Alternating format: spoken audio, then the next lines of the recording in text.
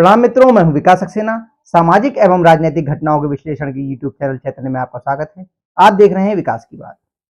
पश्चिम बंगाल में पंचायत चुनाव की प्रक्रिया चल रही है। पूरा राज्य बम के धमाकों और गोलियों की तड़तड़ाहट से गूंज रहा है। जहां तहां पत्थरबाजी हो रही है। ये राज्य उन्हीं ममता बनर्जी का राज्य है, या कहें तो इस राज्य की मुख्यमंत्री वही ममता बनर्जी हैं जो बात बात पर ये उल्हाना देती हैं कि केंद्र सरकार ने लोकतंत्र खत्म कर दिया है। लेकिन पश्चिम बंगाल में जो राजनीतिक हिंसा हो रही है उसे वो रोक पाने में पूरी तरीके से नाकाम है। पश्चिम बंगाल में आने वाली 8 जुलाई को पंचायत चुनाव के लिए मतदान होना है। 9 जून से लेकर 15 जून तक वहां पर नामांकन की प्रक्रिया चल रही है। इसके बाद 11 जुलाई को इसकी मतगणना होगी। अभी कोई विपक्षी कोई प्रतिपक्षी हमारे सामने चुनाव में ना उतरे, इसके लिए धनबल का और बाहुबल का भरपूर इस्तेमाल किया जा रहा है। लेकिन आज 24 परगना जिले में जो हुआ उसमें कोई विपक्षी नहीं था, बल्कि टीएमसी के ही 2 गुट आपस में भिड़ गए। तृणमूल कांग्रेस का एक गुट अपने जो ब्लॉक था कैनिंग, वहां पर नामांकन पत्र दाखिल करने जा रहा था, तो दूसरे गुट ने उसे रास्ते में रोक लिया और उस पर बमों से हमला कर दिया। 100 से ज्यादा बम इस बमबारी में इस्तेमाल किए गए और इसमें तमाम लोग घायल हुए। पुलिस ने बहुत सारे तृणमूल कांग्रेस के कार्यकर्ताओं को गिरफ्तार भी किया है।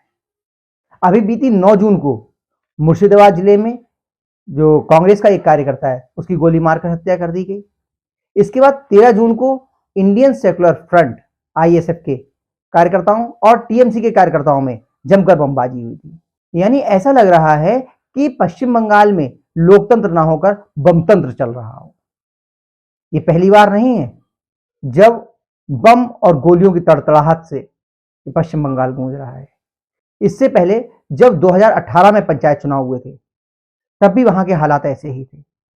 हुआ यह था कि पिछली बार जब पंचायत चुनाव होने थे तो पश्चिम बंगाल की पंचायत की 58,692 में से 20,159 या इससे भी कुछ ज्यादा सीटों पर निर्विरोध प्रत्याशी जो थे वो निर्वाचित हो गए थे, जो टीएमसी से वास्ता रखते थे।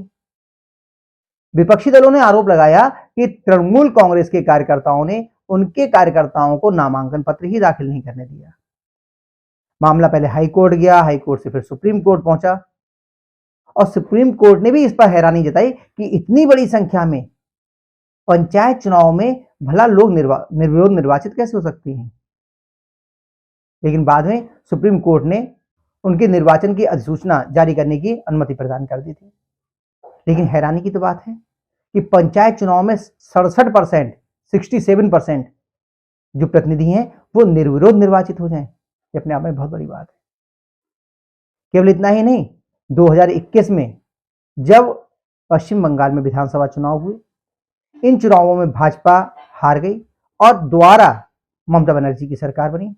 हालांकि ममता बनर्जी इस विधानसभा चुनाव में शुभेंदु अधिकारी के हाथों अपना चुनाव हार गई थी, लेकिन वो मुख्यमंत्री बनी। और उसके बाद जो हिंसा का नंगा नाच इस पश्चिम बंगाल में हुआ वो एक काले कलंक के तौर पर इस लोकतांत्रिक इतिहास में याद किया जाएगा। तमाम महिलाओं के साथ में दुष्कर्म किए गए, घरों को आग लगा दी गई और हजारों की संख्या में लोगों को पलायन करने को मजबूर होना पड़ा। कहा जाता है कि आज भी बहुत सारे लोग अपने घरों में वापस नहीं लौट पाए हैं। पश्चिम बंगाल में ही हालत यह हुई कि बहुत सारे कार्यकर्ता या बहुत सारे लोग जो भाजपा में शामिल हो गए थे वो सर मुड़ाकर पश्चाताप करते हुए, जमीन पर रेंग करके नाक रगड़ते हुए जाकर दंडवत प्रणाम करते हुए भाजपा को छोड़ करके वापस तृणमूल कांग्रेस में पहुंचे। उन्होंने इस तरह से अपना पश्चाताप किया कि उन्होंने कितना बड़ा पाप कर दिया कि तृणमूल नहीं वो किसी अन्य राजनीतिक दल यानी भाजपा के सदस्य बन गए थे या उसके कार्यकर्ता बन गए थे। तो ये हालत है पश्चिम बंगाल में लोकतंत्र की। लेकिन यहां आपको एक चीज और बता दें कि पश्चिम बंगाल में लोकतांत्रिक मूल्यों का ह्रास पिछले 8, 10 या 5, 7 सालों में नहीं हुआ है। सन 1980 से 1990 के बीच जब पश्चिम बंगाल में ना तो भाजपा हुआ करती थी और ना ही तृणमूल कांग्रेस का कोई अस्तित्व था, वहां पर केवल वाम मोर्चा था और कांग्रेस थी। तब भी हिंसा की वहां पर हालत यही थी। यहां तक कि तब के मुख्यमंत्री ज्योति बसु ने 1989 में विधानसभा में बताया था कि 88-89 में 86 राजनीतिक कार्यकर्ताओं की हत्या हुई है। ये विधानसभा में पेश किया गया आंकड़ा है। इनमें से 19 कार्यकर्ता कांग्रेस के थे, 34 कार्यकर्ता मार्क्सवादी कम्युनिस्ट पार्टी के थे और उसके अलावा 33 कार्यकर्ता वाम मोर्चा के अन्य घटक दलों के थे। ज्योति बसु वाम मोर्चा की जो सीपीएम नीति सरकार थी उसके मुख्यमंत्री थे। लेकिन बंगाल में राजनीतिक हिंसा का सिलसिला कभी नहीं थमा। जो एक रिपोर्ट है वो ये बताती है कि 1999 से 2016 के बीच लगभग हर साल 20 राजनीतिक कार्यकर्ताओं की पश्चिम बंगाल में हत्या हुई। 2009 में सबसे ज्यादा 50 राजनीतिक कार्यकर्ताओं की हत्या की। लेकिन सीपीएम का दावा तो इससे भी बड़ा है। उनका कहना है कि 2009 में मार्च से लेकर जुलाई के बीच उनके 62 कार्यकर्ताओं की टीएमसी के कार्यकर्ताओं ने हत्या कर दी। तो वहां भाजपा तो का उभार तो अब हुआ है, राजनीतिक हिंसा तो एक लंबे समय से, दशकों से चली आ रही है। 2018 के पंचायत चुनाव में भी वहां 23 राजनीतिक हत्याएं हुई थी। यह आंकड़ा गृह मंत्रालय ने पेश किया है। चुनावी दौर में इस तरह की हत्याएं और बमबाजी, गोलीबाजी, पत्थरबाजी एक पश्चिम बंगाल के लिए आम बात हो गई है। इसके बावजूद ममता बनर्जी ये दावा करती हैं कि उनका राज्य कानून व्यवस्था के मामले में बहुत अच्छा है।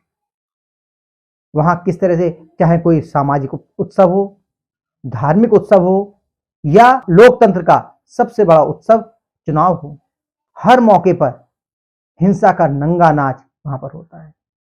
हालांकि इस चुनाव में हाईकोर्ट ने आदेश दिया है कि केंद्रीय बलों की इसमें नियुक्ति की जाए ताकि हिंसा पर कुछ नियंत्रण किया जा सके। तो जो लोग ये दावा करते हैं कि देश में लोकतंत्र खत्म हो रहा है, केंद्र सरकार लोकतंत्र को खत्म कर रही है, उन्हें एक नज़र पश्चिम बंगाल में हो रही हिंसा पर भी डालनी चाहिए।